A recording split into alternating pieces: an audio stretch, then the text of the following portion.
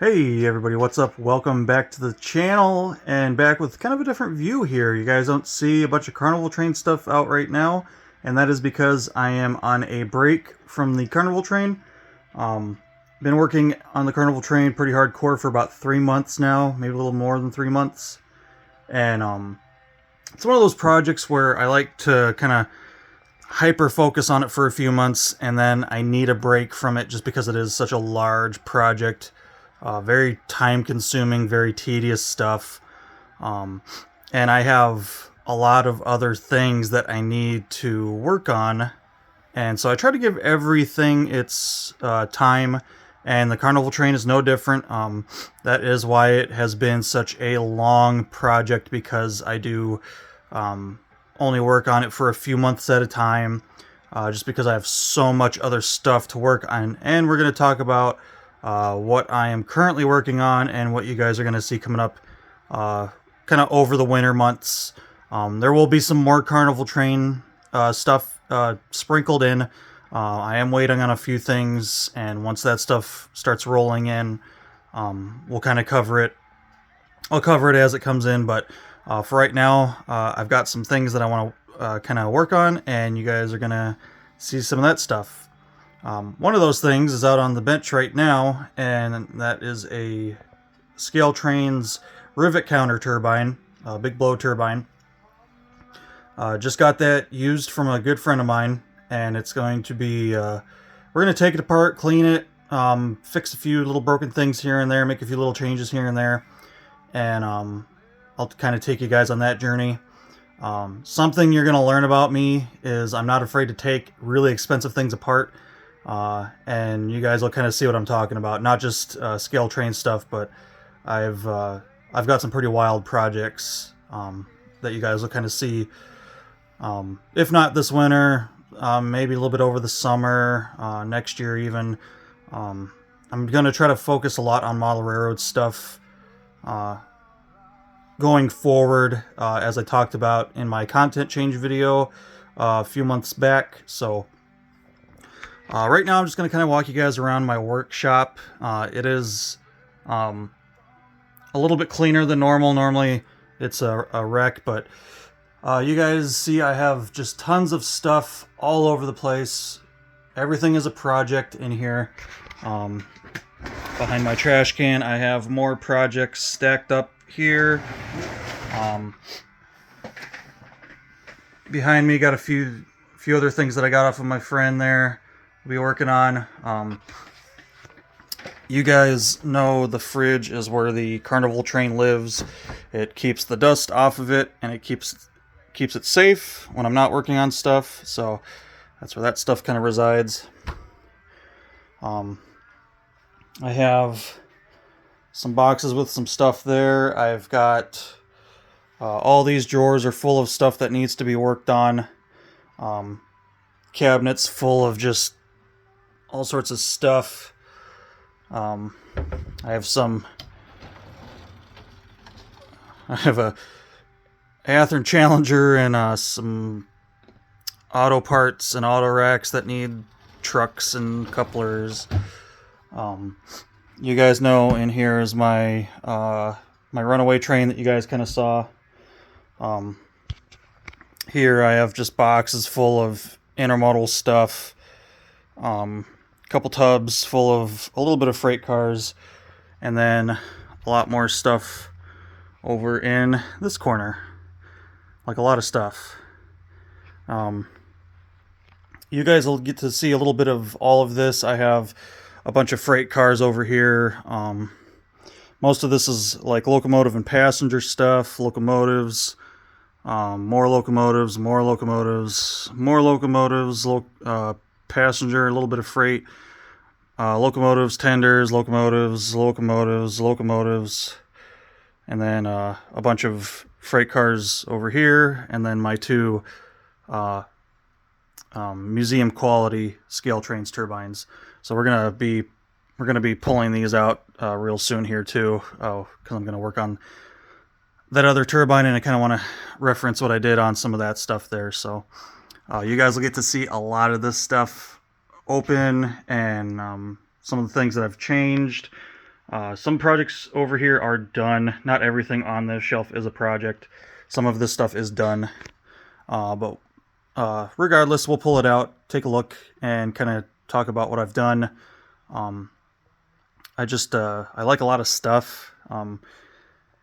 My biggest downfall is I don't really have, other than Union Pacific, I don't really have a railroad that I stick with. I have more Union Pacific stuff than anything else. Like, this entire shelf is all UP. All that's UP. Those are all UP. Those reefers right there are UP. Those are just various roads. And then clearly I have some more stuff over here too. But I have a lot of Union Pacific. Over here, I kind of have like a whole mix of stuff there. Most of all, this is all BNSF stuff. Some Amtrak right there. And then these bottom two are just a mix of a little bit of everything. Santa Fe, Ferromex, just all sorts of stuff. And then, like I said, over here, all that stuff right there, that's all freight cars. And I got more freight cars in those tubs. And like I said, everything in those cardboard boxes, that's all intermodal stuff. So I'm going to be displaying a lot of this stuff on the channel. I do like to customize. I do weather certain things. Some things I'm completely against weathering. Some things I'm all for weathering. So you guys will kind of get to see some of my nice clean stuff and my weathered stuff. And then kind of go through like stuff that I've customized and talk about what I've customized, how I customized it, what I used, paints, detail parts, all that stuff. So that way, if you want to kind of tackle kind of a neat oddball project, that's what I love. I love the really unique stuff. So you guys get to see a lot of that stuff. And then my shop foreman sleeping on my towel rack here. This is Pepper. He's been on the channel a few times before. He keeps me in line, keeps everything going. Yeah. But even up in these cabinets, I mean, it's just more projects, kits, locomotives, stuff like that. These are kind of like just a jumble of all sorts of stuff. Very messy. None of it looks very good. I got more trains down there underneath the sink. That cabinet's just a bunch of tools and stuff. That's just random crap in there. But yeah, so you guys will be able to really see just kind of what I do overall model railroad wise in my workshop here. But what we're going to be starting with, and what I mentioned first off here, is the Scale Trains Rivet Counter number 28 Union Pacific Big Blow Turbine. So this is not as detailed as my museum quality ones, but still extremely nice detail. Not to take away from anything. Literally, the only difference between my museum quality ones and this one is that the doors on the turbine do not open. There's no interior, and then the turbine blades down in the bottom there don't spin. My museum quality ones do spin. Like I said, I got this used from a really good friend of mine. It's in pretty good shape overall, but there are a few things that we are going to take care of. A couple missing parts here and there that I actually do have. A couple things that I'm going to have to make.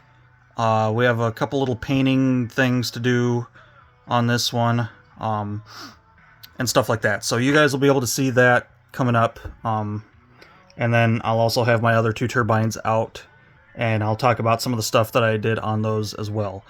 Because even the most detailed stuff on the face of the planet isn't good enough sometimes for me. I'm very picky. I like a lot of specific things, especially with Union Pacific stuff. Just little details, nothing too crazy. I'm not trying to reinvent the wheel by any means necessary. but there are certain things that I like to change and kind of dress up a little bit. Something else I got from my friend there is a Tier 4 Gevo. That is now the most modern locomotive that I have. Second place to that would be my... I have some early Gevos. I think those were the next most modern locomotive that I owned. But now that I have this one from Scale Trains, that is the most modern locomotive that I have. So I'm not super modern with my modeling, and no, I do not have a layout currently. Yes, I do have space for a layout, and yes, I am in the planning of, or I'm in the works of planning a layout. That's going to come a long time from now. I have basically my whole living area over yonder with the horns and the drums and all that. That whole space is going to be a layout someday. But I am taking a lot of time and care in planning because I want to run certain things. I want to make sure I can run any steam locomotive comfortably. I want to make sure I can run any oddball locomotive comfortably. So I want very wide, easy turns. Of course, the Carnival train, that's a very demanding train to run. Very long cars. It's a very long train, and I need to make sure I do curves that can accept stuff like that. So I am taking a lot of time in planning. I do love industry. I love yards, mainline running. So my layout is going to incorporate all that, but like I said, that's a really long ways away. Basically, in the meantime, I'm just making sure all of my rolling stock and all of my locomotives are ready to go, so that way once I start building a layout, I have stuff that is basically ready to run, throw it on there, enjoy it. So that's basically what I've been doing for many years now, is just acquiring stuff every now and then. I don't really buy as much as I used to, but I have enough to keep me busy, clearly, from what you guys saw. So yeah, guys, that's going to be it for this video. Just kind of a intro into what's coming up and what you guys are going to be seeing. Kind of my modeling. I don't really do full-on tutorials. I don't have the means of editing videos. If I did a tutorial, it's going to be a super long video. I can do little things, but I can't just do, let's say like a 6-hour session. I can't comp that down into a 30-minute video. That's going to be like a 6-hour video. So I'll do my best to capture as much as I can and really explain to you guys what I'm doing, why I'm doing it, how I'm doing it, what I'm using, stuff like that. So yeah, that's it for this video, everyone. Hopefully you enjoyed, and until next time, take care.